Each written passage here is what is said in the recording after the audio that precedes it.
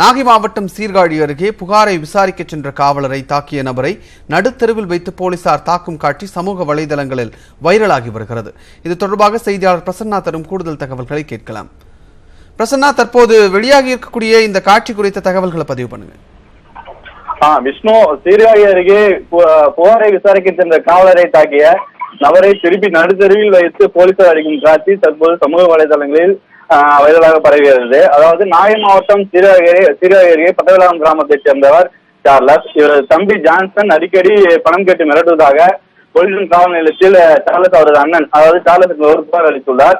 புகாரின் பேரில் அந்த ஜான்சனை விசாரிக்க சென்ற கண்ணன் என்ற போலீஸை வீட்டின் உள்ளே நுழையும் போது ஜான்சன் மறைந்திருந்து கட்டையால தாக்கியிருக்காரு.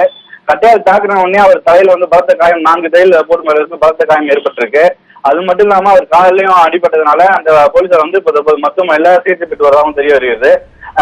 அது மட்டும் இல்லாம இந்த புகாரை அவர் அடித்த போலீஸ் அடிச்சதுனால அதனை மேற்கொண்டு அதாவது ஜான்சனை பிடிக்கிறதுக்காக கொள்ளிடம் ஆய்வாளர் முனிஷாகர் நேரா சம்பவ இடத்திற்கு போறாரு. சம்பவ இடத்துக்கு உள்ளார போய் அவர் அங்க பதுங்கி இருந்த ஜான்சனை பிடிக்கிறதுக்கு முயற்சி பண்றாரு. தற்போது உடனே முயற்சி பண்ணும்போது தப்பிக்கிறதுக்கு முயற்சி பண்றாரு ஜான்சன். அப்போது திரும்பி காவலர்கள்லாம் சூழ்ந்து அவரை பிடித்து நடுத்தரில் வச்சு லத்தியால ரொம்ப ஆக்ரோஷமா அடிக்கிற காட்சியானது தற்போது சமூக வலைதளங்கள்ல வைரலாக பரவிட்டு வருது. விஷ்ணு, பிரசன்னா, இது தொடர்பாக எடுக்கப்பட்டிருக்கக்கூடிய நடவடிக்கை என்ன?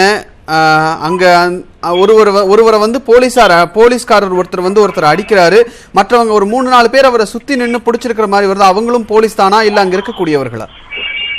அதாவது அவரும் போலீஸ் தான் விஷ்ணு. அதாவது வீட்டுல பதுங்கி இருக்கிற ஜான்சனை பிடிக்க போகும்போது அவரை சுற்றி இருக்கிற போலீஸ் அந்த கொள்ளிடம் காவல் நிலையத்தில் உள்ள போலீஸர் அவர் சுற்றி வளைச்சு பிடிக்கிறாங்க. பிடிச்சிட்டு அவரை திரும்பி அடிக்கும் காட்சி தான் தற்போது சமூக வலைதளங்கள் வைரலாகவும் பரவி வருது.